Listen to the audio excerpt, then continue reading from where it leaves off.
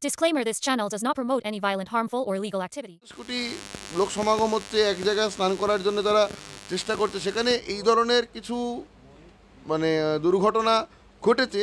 তবে আমার মনে হয় পুরোপুরি স্ট্যাটিস্টিক্সের আঙিনায় দেখলে এটা নেগলেজেবল। কেউ বোঝা যায় না, গ্রহ নক্ষত্রের যা মুভমেন্ট তার উপরে তিথি নির্ভর করে। আর এই 144 বছর 150 বছর প্রতিটা কুম্ভ মেলায় শোনা যায়, এই বিষয়ে আমি কিছু বলবো না। হ্যাঁ, এখন বিষয় হলো, দেখুন, তিথি নক্ষত্র তো ওটা জ্যোতির্বিজ্ঞানের ব্যাপার, অ্যাস্ট্রোনমির ব্যাপার।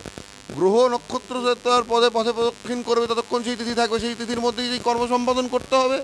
এখন দেখুন, দুর্ঘটনা যে ঘটছে আপনি বলছেন কলকাতা, আমি কোনো বিষয়কে ছোট করছি না, বা কারোর প্রত্যেকের জীবনের, যাদের জীবন হারিয়েছে প্রত্যেকের প্রতি সমবেদনা জানিয়ে আমি বলছি, একটি কলকাতা শহরে যেখানে 1.5 কোটি জনসংখ্যা, এই 1.5 কোটি জনসংখ্যার মধ্যেই দেখবেন দিনে প্রায় 18, 20, 25টি করে দুর্ঘটনা ঘটে। এখন একটি জায়গায় যখন 50 কোটি 40 কোটি জনসমাগম হয়, এবং বিশেষ বিশেষ সেখানে পারপাসফুলি জনসমাগম হচ্ছে, কোনো একটি পার্টিকুলার 100 মিটারের মধ্যে স্নান করবে, দেখুন এটা স্বাধীন দেশ, তাহলে তো স্লট করে দিতে হবে, অমুক প্রদেশের লোক অমুক দিনে, তমুক প্রদেশের লোক তমুক দিনে। সেটা করলে কি সম্ভব?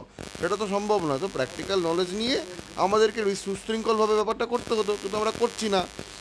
এই কারণে এখন যেখানে 40-50 কোটি লোক সমাগম হচ্ছে এক জায়গায় স্নান করার জন্য, তারা চেষ্টা করছে, সেখানে এই ধরনের কিছু দুর্ঘটনা ঘটেছে। তবে আমার মনে হয় পুরোপুরি স্ট্যাটিস্টিক্সের আঙিনায় দেখলে এটা নেগলেজেবল, কিন্তু এটুকু না হলে অবশ্যই ভালো হতো। একটি মৃত্যু অত্যন্ত কষ্টজনক, দুঃখজনক।